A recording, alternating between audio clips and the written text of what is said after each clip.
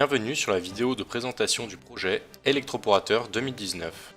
L'équipe de développeurs, composée de Gracia Lebanitou, Newen Lepogam et Louis Duprier, tient à remercier Pascal Dubessé du département génie biologique pour l'opportunité de travail offerte aux étudiants du génie électrique 5e année en leur confiant ce projet industriel. L'électroporation est un processus biologique qui consiste à appliquer une tension de l'ordre du kilovolt aux bandes d'une électrode contenant des cellules, afin de rendre leur membrane perméable et ainsi pouvoir y insérer de l'ADN. Tout cela en un temps de quelques microsecondes afin que la paroi des cellules puisse se refermer. Et voici sans plus tarder à quoi ressemble un électroporateur dans le commerce.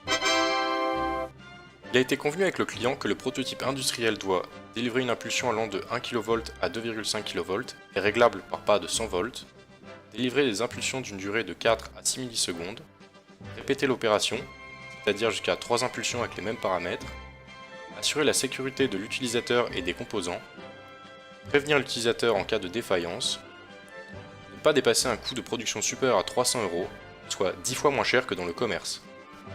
Pour cela, le prototype est divisé en 3 cartes électroniques. Une carte d'alimentation qui fournit l'énergie de tout le système, une carte de condensateur qui accumule la décharge, une carte de commande qui pilote les différents organes et fait le lien avec l'utilisateur.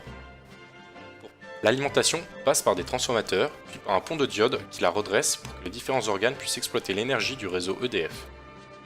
Les impulsions sont générées par des réservoirs appelés condensateurs que l'on charge en parallèle, puis commutés en série pour additionner leur charge grâce à un aiguillage réalisé par des relais.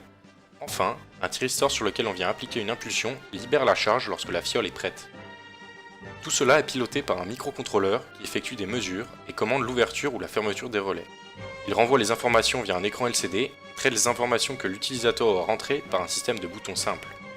Malheureusement, le nombre de contraintes sur le projet n'a pas permis de terminer dans les temps. Seul un test de décharge à 80 volts a été effectué. Pour la reprise du projet par d'autres étudiants, il sera nécessaire de finaliser la carte de commande et également de souder les cartes d'alimentation et de condensateur en y intégrant les notions de sécurité et d'isolation galvanique développées par l'équipe actuelle.